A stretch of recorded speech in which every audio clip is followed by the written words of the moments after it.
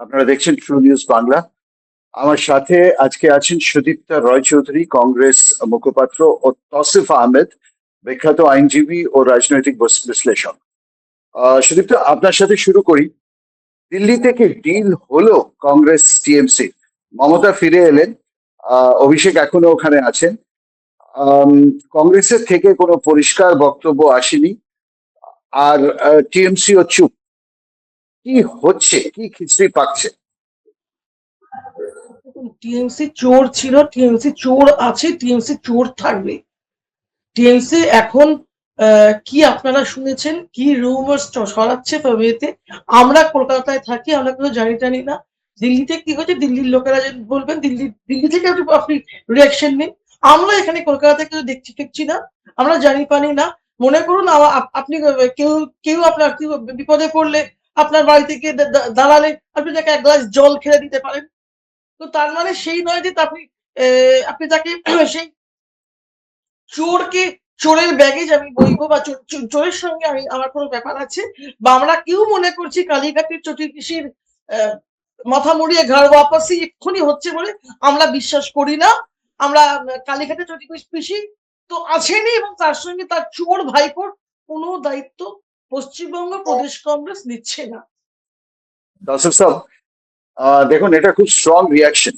এটা শুধু সুদীপ্তার কাছ থেকে। উনি উনি কংগ্রেসের মুখপাত্র, অফিসিয়াল মুখপাত্র, কিন্তু ওনার ছাড়া আব্দুল মান্নান এবং অনেকেই খুব স্ট্রং রিয়াকশন দিচ্ছেন এই জোটের বিরুদ্ধে। টিএমসি এবং কংগ্রেসের আজকে লেফটও বলে দিয়েছে যে টিএমসি কংগ্রেসের জোট হলে আমরা নেই। কিন্তু কিছু তো ভাবছে সোনিয়া গান্ধী। এটা যেটা উনি বলেন, সুদীপ্তা যেটা বললেন যে কেউ বাড়িতে এলে জল খেতে দেব না, এই সম্পর্কটা এরকম নয় যে 2 ঘন্টা 3 ঘন্টার মিটিং হচ্ছে, সেটা শুধু জল আর চায়ের মিটিং। কোনো তো একটা কম্পালশন আছে সোনিয়া গান্ধীরও, যে জোটের পক্ষে তিনি এক্সপ্লোর করছেন। নিশ্চয় সোনিয়া গান্ধী দেখছেন 2029-এর এমপি ইলেকশন, ওইটা দেখে উনি বলছেন যে মমতা ব্যানার্জির একটা অ্যাকসেপ্টেবিলিটি যে মানুষের কাছে আছে, ওটা তো অস্বীকার করা যাবে না। নিশ্চয়ই আজকে তৃণমূলের এই অবস্থা হয়েছে, তৃণমূলকে লোক ছি ছি বলছে। কেন, তৃণমূলের অনেক নেতারা এরকম আছে, এরকম ছিল, যারা নিশ্চয়ই কারাপশনে ইনভলভ আছে। আর কিন্তু মমতা ব্যানার্জি একা এর উপরে রেসপন্সিবিলিটি, মানে কারাপশনের জন্য রেসপন্সিবিলিটি কেউ ওনাকে একা ব্লেম করছে না। তো মমতা ব্যানার্জি যদি এই Sonia Gandhi Mamata Banerjee if they come together, আর ওনারা যদি একটা 2029-কে কেন্দ্র করে যদি ওনারা একটা জয়েন্ট ফোর্স, পলিটিক্যাল ফোর্স বেঙ্গলে তৈরি করতে পারেন, তাহলে ওটা তো ইন্ডিয়া অ্যালায়েন্সের জন্যই ভালো, যার বিজেপি বিরোধীর রাজনীতির জন্য ভালো। তাই উনি এই প্রস্তাবটা রেখেছেন। এবার মমতা ব্যানার্জি এটাকে স্বীকার করবেন কিনা, এটাও একটা বড় প্রশ্ন চিহ্ন। কেন, উনি তো নিজের আইডেন্টিটি ক্রিয়েট করেছেন, গোটা দেশের লোক ওনাকে জানেন যে হ্যাঁ উনি একটা ফাইটার নেতা। উনি নরেন্দ্র মোদীর বিরুদ্ধে বেঙ্গল এতদিন উনি বাঁচিয়ে রেখেছিলেন। স্বীকার করা যাবে না। সিম্পল, আপনি একটা সিম্পল ইমোশন দেখুন, যেটা সুদীপ্তা শুরু হতো এবং খুব ইমোশনালি উনি বলছিলেন, যেভাবে উনি কথা বলছিলেন সুদীপ্তা, যে এটাকে এই ইমোশনটাকে বাদ দিয়ে জোট কি করে হবে? যদি অঙ্ক বলে, লজিক বলে, তাহলেও তো জোট হবে। কারণ এই ইমোশন নিয়ে দুটো দলের কর্মীরা একসাথে কি করে জোট? দেখুন, এই ইমোশনটা তো আমরা জানি, এটা কোনো নতুন নেই। এর আগেও যখন মমতা ব্যানার্জি সঙ্গে কংগ্রেসের জোটের কথা হচ্ছিল, তখন অধীর বাবু তখন ওটা অপোজ করেছিলেন। তো কংগ্রেসের এই একটা যে নীতি যে হ্যাঁ আমরা একলা যাব, ওটা ওনারাও কিন্তু ভুল বলছেন না। কংগ্রেস একা গেলে ওনারা স্টেটের মানে স্টেটের দিকে দেখছেন যে বেঙ্গলে কংগ্রেসকে স্ট্রং করতে গেলে একাই লড়াই করতে হবে, ওটা ওনারা এক জায়গা ঠিক। কিন্তু যদি আমরা কেন্দ্রীয় দিকে, লোকসভার দিকে যদি আমরা দেখি, তাহলে এই ডিভিশনটা কিন্তু কারোর এতে লাভ হবে না। যদি আমরা শুভেন্দু, একটা জিনিস 2029 কে কেন্দ্র করে দেখি তাহলে এইটা 2029 এর জন্য, কেন এখন তো ইলেকশন হয়ে গেছে, 2026-এ মামলা তো শেষ, স্টেট গভর্নমেন্ট তো 5 বছর থাকছে। হ্যাঁ, যতক্ষণ আমরা লোকসভাতে বিজেপি কে হারাতে না পারি, এই বেঙ্গলে আর কোনো চেঞ্জ হবে না। বেঙ্গলে বিজেপি, সেন্টারে বিজেপি থাকলে বেঙ্গলে বিজেপি থাকবে। সেন্টার থেকে যদি আমরা বিজেপি কে সরাতে পারি ঠিক তাহলে কথা বলেছেন। তারপরে নেক্সট ইলেকশনে বিজেপি এখান থেকে একটা ফাইট বেঙ্গলে দেওয়া যেতে পারে। সুদীপ্ত, আপনারা একটা কথা কেন বুঝতে পারছেন না যে সামনে দুটো বড় বিল আছে, এই দুটো বিল যদি পাস হয়ে যায়, ডিলিমিটেশন বিল আর ওয়ান নেশন ওয়ান ইলেকশন, তাহলে আগামী 25 বছর বিজেপি সেন্টারে থাকবে। আর তসিফ আহমেদ যেটা বললেন, বিজেপি যদি সেন্টারে থাকে তাহলে সব দল আপনারা নির্মূল হয়ে যাবে। এই ব্যাপারটাই, ডিলিমিটেশন বিল আর one nation one election bill, এই ব্যাপারটা কেন বুঝতে পারছেন? দেখুন, আমার আপনার বক্তব্যটা শুনলাম। আমার বক্তব্য হচ্ছে মমতা বন্দ্যোপাধ্যায়ের 29 জন এমপির মধ্যে মোটামুটি 21 জন এনডিএতে দিকে চলে গেছে, এবং তারা একটা কি ব্লক ক্রিয়েট করে প্রতিটি বিলে সেরকমই, মানে সংবাদ মাধ্যমে যা পড়েছে, রিউমার্সও বলতে পারেন আপনি, এই যে এরকমই উঠে আসছে যে তারা ওই বিজেপি বিলকে সাপোর্ট করবে এই শর্তে নাকি বিজেপির সাথে তাদের আলোচনা চলছে। তার যেমন এই রাজ্যে তৃণমূল কংগ্রেস দুটো ভাগে ভাগ হয়ে গেছে, ঋতমূল আর মৃতমূল। ঋতমূল একদিকে আছে, মৃতমূল মমতা বন্দ্যোপাধ্যায় আর তার ভাইপো। আর তেমনি ওইদিকেও তো লোকসভাতেও তো একই হয়ে গেছে, 20-21 জন চলেই গেল, রাজ্যসভা থেকে অনেকে রিজাইন করে ফেলছে, সুস্মিতা দেব, বুলু দায় একজন রিজাইন করেছেন। এরকম যদি, তাহলে ওর হাতে থাকলো কি চোর ভাইপো? চোর ভাইপোর একটা ভোটের জন্য রাহুল গান্ধীর এত বড় ব্যাগেজ ক্যারি করবেন? কেন ক্যারি করবেন? আর আমাদের এই রাজ্যে তারপরে ইলেকশন নেই, একটা ইলেকশন শেষ হওয়া মানে তারপরে ইলেকশনের জন্য রেডি হওয়া। সেই ইলেকশনের জন্য কংগ্রেস কি করবে? রাহুল গান্ধী এদের আর মমতা বন্দ্যোপাধ্যায় যে ভালো আর কেমিস্ট্রি ভালো কালিঘাট, এটা আমরা কোনোটা বিশ্বাস করি না। মমতা বন্দ্যোপাধ্যায়, আমি একটা কথা বলছি আপনাকে, সময় আছে তো আপনাদের? ইন্টারাপশন মাসে হবে না তো? না, বলুন বলুন বলুন। ওকে। 2016 সালে নারদা বিল, মানে নারদা বিষয়টা যখন সামনে এলো, মমতা বন্দ্যোপাধ্যায় বলেছিলেন এটা আমি এমন ঘটনা ঘটেছে আমি জানতাম না, জানলে টিকিট দিতাম না।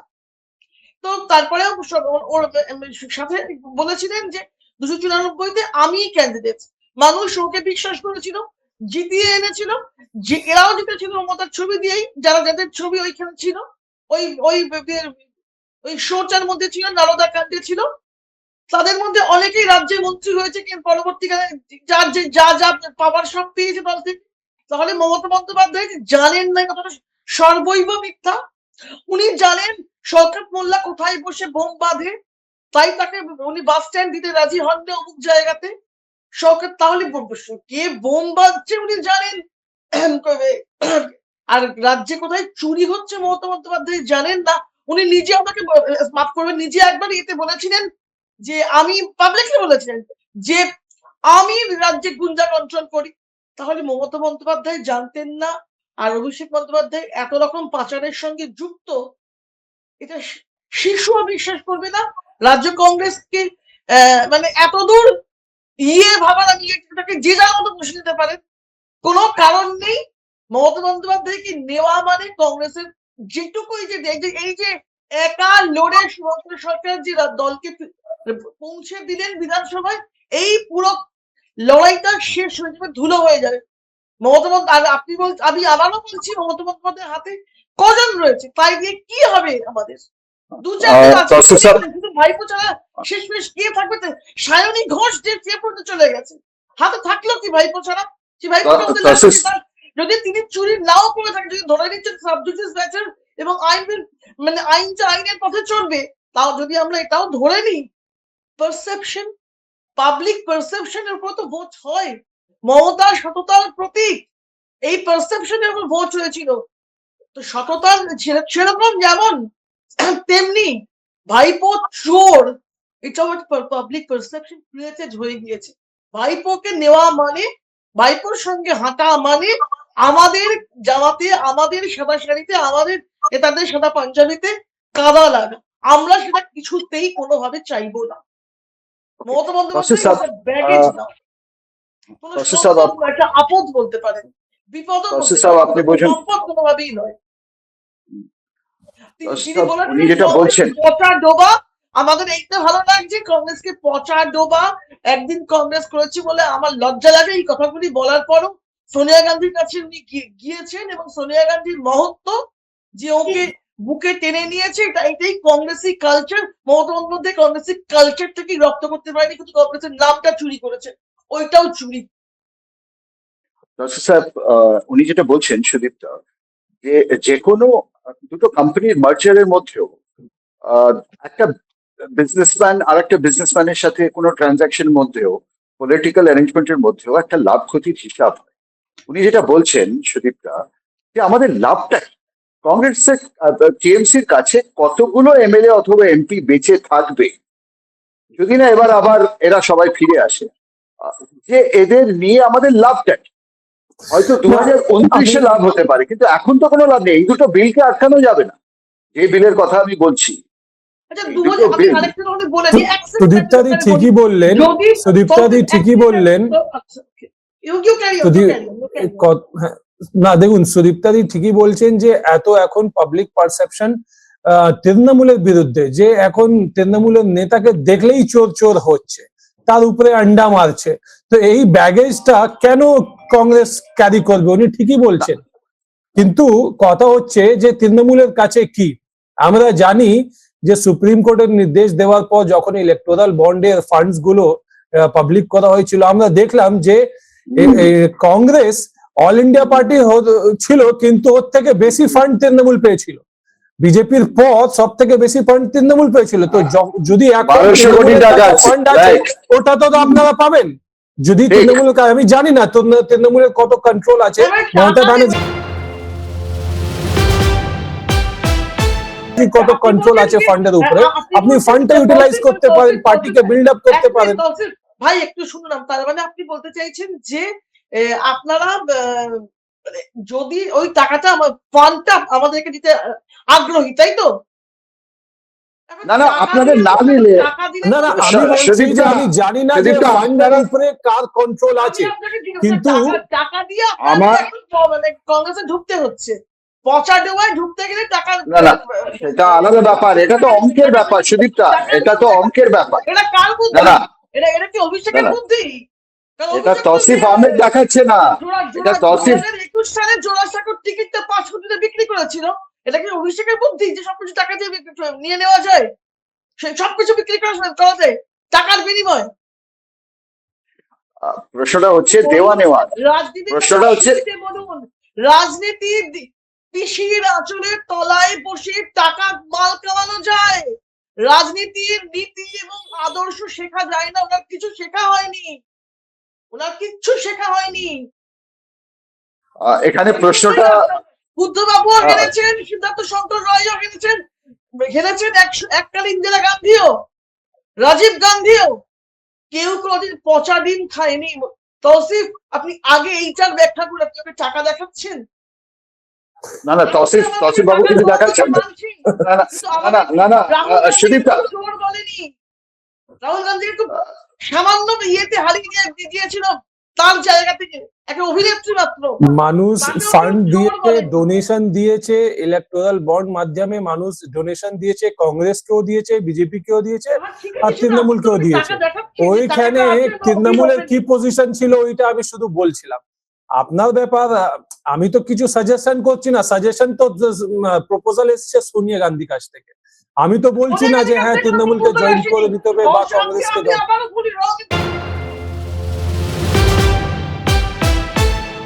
দিচ্ছেন তৌসিফ ভাই, ইনফরমেশন তো ভুল। যে মিডিয়া নিউজ, যে মিডিয়া মাধ্যম থেকে যেটা আমরা শুনেছি। যাই হোক দাদা, আমার এখন টাইম হয়ে গেছে, আমাকে যেতে হবে। মমতার ঘর ভেঙে পড়ার কারণ মমতা আজকে একটি রাজনৈতিক দলের ব্যাগেজ হয়ে যাবে, কোনো লাভ নেই। সুদীপ্তা, ওনাকে যেতে হবে, একটা কুইক রাউন্ড আপ নেওয়া যাক। এই ধরনের যদি ওপিনিয়ন থাকে কংগ্রেস লিডার্সদের, যেটা সুদীপ্তার আছে, তাহলে এই জোট কিভাবে হবে? আমি বলছি না যে জোট মানে দুটো পার্টির মিলন, সেটা করা হয়তো খুব কঠিন হবে, কিন্তু যে কোনো জোট হওয়া মানে পার্টির ক্যাডারদের তো এক হতে হবে। তসিফ ভাই, সেটা কিভাবে সম্ভব? দেখুন, যেটা আমরা মনে করি, যেটা আমি মানে প্র্যাকটিক্যালি স্পিকিং, যদি মার্জ না হয় তাহলে তো অ্যালায়েন্স হতেই পারে, অ্যালায়েন্স আগেও ছিল। যদি অ্যালায়েন্স না করে মার্জও যদি হয়ে যায়, যদি মমতা ব্যানার্জি কংগ্রেস জয়েন করে নেয়, তাহলে আবার সেই জিনিস হবে যে এই কয়েকটা সিট আমি এটা দায়িত্ব নিচ্ছি, ওই কয়েকটা সিট অধীরদা দায়িত্ব নিচ্ছে, এরকম ভাবে কিছু একটা সফট অ্যারেঞ্জমেন্ট। দেখুন, এটা তো যখন কংগ্রেস ওয়ার্কিং কমিটি বসবে তখন ওরা ডিসাইড করবে যে হ্যাঁ মার্জার হবে না অ্যালায়েন্স হবে। আর সেকেন্ডলি মমতা ব্যানার্জি এটা কি স্বীকার করছেন কি করছেন না কেন, এখন তো উনি ডিসিশন নিতে পারেন। নিশ্চয়ই এখানে অভিষেক ব্যানার্জি সে থাকবে, অভিষেক ব্যানার্জির ইনফ্লুয়েন্স থাকবে। আমি যেটা মনে করছি যে 2024-এ আমরা মানে ইন্ডিয়া অ্যালায়েন্স অত ডিভাইডেড ছিল যার লাভ বিজেপি পেল। যদি এই ইন্ডিয়া অ্যালায়েন্স জোটটা যদি একসঙ্গে থাকে তাহলে বিজেপি অত লাভ পাবে না, অত সিট নিয়ে আসতে পারবে না, এই কথাটা আমি বলছি। আমি মনে করছি যে হয়তো সোনিয়া গান্ধী এই কথাটা মনে করে প্রপোজালটা দিয়েছেন, যেটা নিউজের মাধ্যমে আমরা শুনছি যে সোনিয়া গান্ধী প্রপোজাল দিয়েছেন। বা যদি মমতা ব্যানার্জি এগ্রি করেন তো উনি এই কথাটাই ভেবে এগ্রি করতে পারেন যে 2029-এর ইলেকশনে ইন্ডিয়া অ্যালায়েন্স জোটটা যদি একসঙ্গে থাকে তাহলে বিজেপি কে ফাইট দেওয়া যেতে পারে।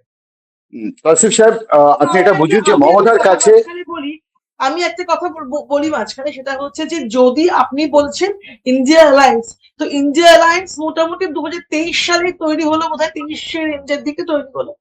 তারপরেও মমতা বন্দ্যোপাধ্যায় অন্য রাজ্যে, যেখানে অ্যাসেম্বলি ইলেকশন গুলিতে অন্য রাজ্যে যেখানে লিস্ট লিটল চান্স যদি থাকতো কংগ্রেসের জেতার, সেখানেও গিয়ে উনি টপকে পড়েছিলেন।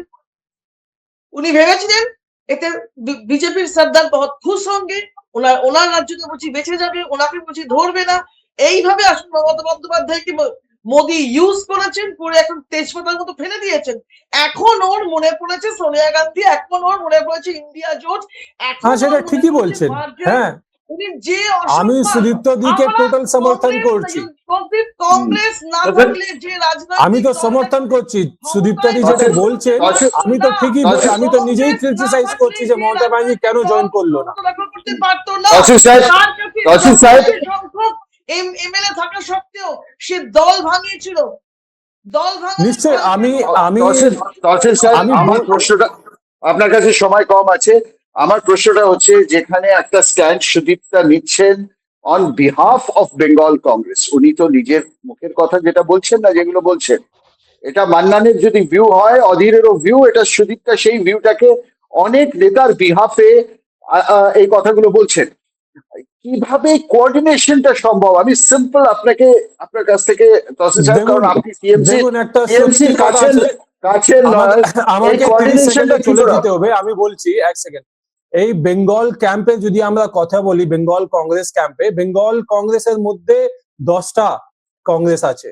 একটা অধীর রঞ্জন চৌধুরীর কংগ্রেস, একটা শুভঙ্কর রায়ের কংগ্রেস, একটা করে যত এমএলএ ক্যান্ডিডেট ছিল তাদের আলাদা কংগ্রেস ছিল, সবাই এক দুজের মানে এখানেও কোনো ইউনিটি নেই। আমরা তো গ্রাউন্ড রিয়ালিটি জানি, আমি তো দেখেছি সব কি হচ্ছে। আমি চাইছি যে যদি বিজেপিকে ধরে নিন, মমতা ব্যানার্জির কথা ছেড়ে দিন, বিজেপির বিরুদ্ধে 2029-এ যদি ইলেকশন জিততে চান বা কোনো ফাইট দিতে চান, তাহলে কংগ্রেসকে নিজের হাউসটাকে ইউনাইটেড রাখতে হবে, একসঙ্গে সবাইকে আসতে হবে। কংগ্রেস বিজেপি মমতা ব্যানার্জিকে অ্যাকসেপ্ট করুক বা না করুক,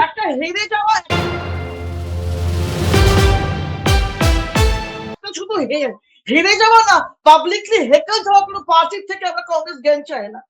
পাবলিকলি হেকল যাওয়া কোনো পলিটিক্যাল পার্টির থেকে ইটস আ পলিটিক্যাল গেম। আর যেদিন দল ক্ষমতা থেকে সরে গেল, সবাই সবাইকে গালাগাল করছে, সেই দল থেকে আমরা শুনতে চাই না। আমাদের মধ্যে বিভেদ থাকতেই পারে, মতবিরোধ থাকতেই পারে, তারপরে কোনো পলিটিক্যাল পার্টি ক্ষমতা থেকে চলে যাওয়ার পরের দিনকেই পরস্পর কাদা ছুটছে, সেই রাজনৈতিক আমাকে যেতে হবে। I am so sorry but I have to go. Okay, Sudipta Roychowdhury, আপনি যে কথাগুলো এতক্ষণ বলছিলেন, এটা কি দলের অভিমত না আপনার পার্সোনাল অভিমত? আমাদের প্রদেশ কংগ্রেসের আমরা আমাদের দল থেকে পরিষ্কার বলা হয়েছে কোনো রুমরে কান দিতে না। আমরা কোনো রুমরে কান দিচ্ছি না, আমরা আমাদের রিয়াকশন জানাচ্ছি। আমাদের কালকেও যা রিয়াকশন ছিল আজকেও তার রিয়াকশন আছে। আমি তো বললাম জয়রাম রমেশ জি বলেছেন যে কোনো রুমরে কান দেবেন না। সুদীপ্তা, আপনাদের এনিমি কে আমরা আছে, আমরা বিজেপি না টিএমসি? অপরাধের মধ্যে আপনাদের আমি একটা বলে দিই, অপরাধের মধ্যে কংগ্রেসের এইটুকুই হয়েছিল যে প্রতিটি রাজনৈতিক দলকে ইনভাইট করা হয়েছিল, মমতা বন্দ্যোপাধ্যায়কে ইনভাইট করেছিল, কিন্তু মমতা বন্দ্যোপাধ্যায় দিল্লি ওই ইনভিটেশন থেকে মমতা বন্দ্যোপাধ্যায় দিল্লি পৌঁছানো পর্যন্ত তার দলটাই তো আর না রাজ্যে না কেন্দ্রে অস্তিত্বহীন। তো এখন সেই অস্তিত্ব মোটামুটি কেন্দ্রের যে মানে সকালবেলা অব্দি 20 ছিল, পরবর্তীকালে শুনছি এটা 22 হয়ে গেছে। তো আপনাদের 22 মূল সুদীপ্তা, আপনাদের মূল অপোজিশন কে এখন, বিজেপি না টিএমসি? আপনাদের বলতে কংগ্রেসের। হ্যাঁ, বুঝতে পেরেছি। শুনুন, আমাদের কে? আমাদের অবশ্যই BJP, first and foremost BJP. কিন্তু যে দল রাজ্যে প্রতিনিয়ত আমাদের ক্ষমতায় আজকে ফান্ড দেখাচ্ছে নিজেদের, 2011 সালে কোন ফান্ড ছিল? সোনিয়া গান্ধীর ফান্ডের ভরসায় ইলেকশন করে ইলেকশন জিতে এসেই কংগ্রেস ভাঙানো শুরু করেছে। কোনো তো প্রয়োজন ছিল না ওনার, ওনার কাজ মিটে গিয়েছেন, মুখ্যমন্ত্রী হয়ে গিয়েছেন, ফেয়ার এনাফ। এবার উনি উন্নয়নের দিকে উনি আমরা পার্স অযথা দল আমরা ভাঙানোর কোনো প্রয়োজন ছিল না। আপনারা পার্স নিয়ে পড়ে থাকবেন নাকি? কংগ্রেসের মুখাপেক্ষী হয়েছেন। উনি অল্প কিছু আগে কংগ্রেসকে পচা ডোবা বলেছিলেন, কংগ্রেস করেন বলে ওনার লজ্জা লাগছে বলেছেন। শুধু সোনিয়া গান্ধীর সঙ্গে ওনার ফারাকটা বুঝিয়ে যে সোনিয়া গান্ধী নিজের স্বামীর খুনিকেও ক্ষমা করতে পেরেছেন, তাই নিজের দলের খুনিকে উনি বুকে টেনে নেন। তার মানে এই নয় মমতা বন্দ্যোপাধ্যায় দুধের ধোয়া বা তার দল ভয়ানক ক্ষমতাশালী কোন দল।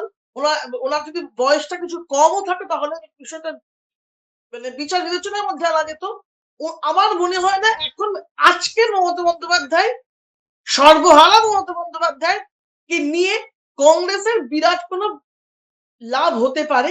যদি এইটা হতে পারতো, ওনার 29টা এমপি ওনার সঙ্গে আছে, তারা আমাদেরকে সবকো নিশ্চয়ই আমাদের ভালো হতো। আমরা সেক্ষেত্রে বিষয়টাকে অন্যভাবে দেখতাম। আমরা সেক্ষেত্রে ওদের চুরির ব্যাগেজটা অন্যভাবে লাভটাকে পুষিয়ে নিতাম। বর্তমানে মমতা বন্দ্যোপাধ্যায় তার ভাইপো ছাড়া রইলটা কি? হাতে তো পেন্সিল ছাড়া আর কিছু রইল না দাদা। সে এই মমতা বন্দ্যোপাধ্যায় কি নিঃস্ব রিক্ত সর্বহারা এবং তাহলে কেন সোনিয়া গান্ধী? কংগ্রেসের কোনো লাভ নেই। তাহলে এই কথাটা, আপনার কথাটা এত সহজ কথাটা, মাফ করবেন, সরি। সহজ কথাটা কেন সোনিয়া আর রাহুল গান্ধী বুঝতে পারছেন? 3 ঘন্টার মিটিং অভিষেকের সাথে রাহুলের, 2 ঘন্টার মিটিং। সেটা তো সোনিয়া গান্ধী রাহুল গান্ধী উত্তর দেবেন, তার উত্তর তো আমি দেবো না, বা দিল্লি থেকে প্রেস করে জানানো হবে। জয়রাম রমেশ জি উত্তর দেবেন, আমি উত্তর দেব না। আমি আমার রাজ্যের কথাটুকু শুধু বলতে পারি। আমরা এই যে আমার ফুলচাঁদ শেখ, আমার তপন কান্দু, এদের পরিবারগুলো তো আমার আছে।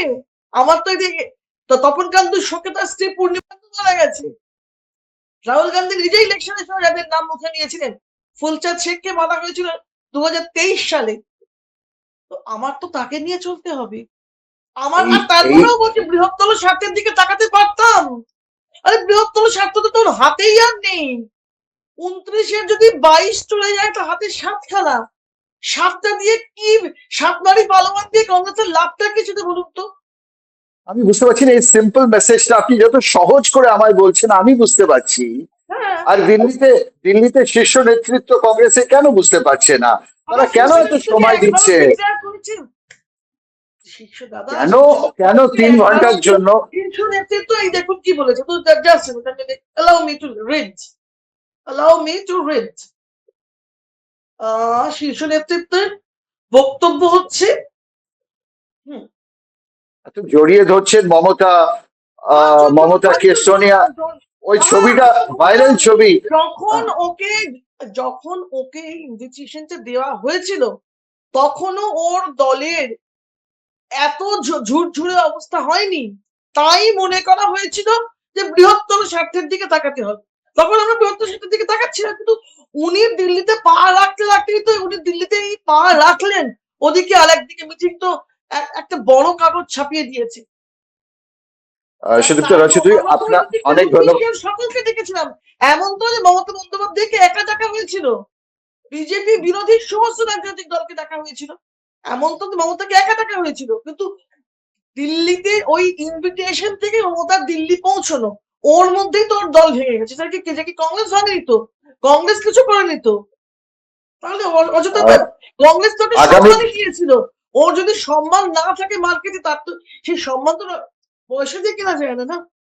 দেখুন, as per আগামী দু চার journalism দিনের মধ্যেই there is a lot of ongoing speculation at this point. We do not need to give a reaction on something ঠিক আছে। based on speculation up- and hearsay. পরিষ্কার কথা লিখে আমাদের সময় কম, আপনি ঠিক বলছেন, স্পেকুলেশন করা উচিত নয়, একদম ঠিক কথা বলছেন। আগামী 7-10 দিনের মধ্যে বোঝা যাবে যে জোট হলে কি ধরনের জোট হবে, দুটো পার্টি মিশছে কিনা। কিন্তু এটা অস্বীকার করা যাবে না যে কিছু খুব গভীর কথাবার্তা হয়েছে মমতা এবং সোনিয়ার মধ্যে। প্রশ্নটা হচ্ছে যে বাংলা কংগ্রেস যাকে আপনি রিপ্রেজেন্ট করেন তারা মানবেন কি না মমতাকে। অনেক ধন্যবাদ সুদীপ্ত রচনী। দেখুন, আমি আপনাকে একটা শেষ কথা বলে যাই, যে যে কোনো ইলেকশনের সময় আমাদের বাংলাদেশের সঙ্গে যে জোটের সময় আমরা দিল্লির সাথে আলোচনা করা হয়েছিল, সেক্ষেত্রে রাহুল গান্ধী পরিষ্কার বলেছেন রাজ্যের যা মত তাই হবে।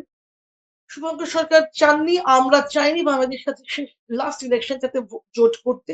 তৌসিফ আহমেদ যেতে যেতে একটা খুব দামি কথা বলে গেছেন যে অনেক কংগ্রেস আছে বাংলা কংগ্রেসের মধ্যে, সুতরাং কোন কংগ্রেস চাইছে আর কোন চাইছে না সেটাও হয়তো আপনি এখন ঠিক করে বলতে পারবো না, 7 দিনের মধ্যে বোঝা যাবে। অনেক ধন্যবাদ সুদীপ্ত রচনী। রাজনীতির সম্ভাবনার খেলা, আজকে কথা আজকে বলা যায়, কালকে সিচুয়েশনে পাল্টেছে। আমি পরের সপ্তাহে আপনার সাথে আবার নিশ্চয়ই দেখা করব, কারণ ততদিনে এর ক্ল্যারিটি এসে যাবে, যেটা নিয়ে আজকে আমরা ডিবেট করছি এটা পরিষ্কার হয়ে যাবে, এবং পরিষ্কার হওয়ার পরে আপনার অনেক কিছু বক্তব্য থাকবে, কিছু তো জোট হবে। রাজনীতির সম্ভাবনা শিল্প, কিন্তু তখনই কোনো শুধু পলিটিক্স না, এটা আমি তো মানে কমার্সের স্টুডেন্ট, দুটো অ্যামালগামেশন দুটো কোম্পানির মধ্যে তখনই ঘটে, তাদের অ্যাসেটস এন্ড লায়াবিলিটিস গুলো তো তখন অ্যামালগামেটেড তখন হয়। তো যদি দেখা যায় যে অ্যাসেট কম লায়াবিলিটি, অ্যাসেট যা আছে 1200 কোটির অ্যাসেটের সঙ্গে সেটা আপনি বুঝিয়ে দিয়েছেন। 1200 কোটির লায়াবিলিটি, তখন কি সেই দুটো কোম্পানি কি তখন অ্যামালগামেটেড হয়? আপনি বুঝিয়ে দিয়েছেন, অনেক ধন্যবাদ।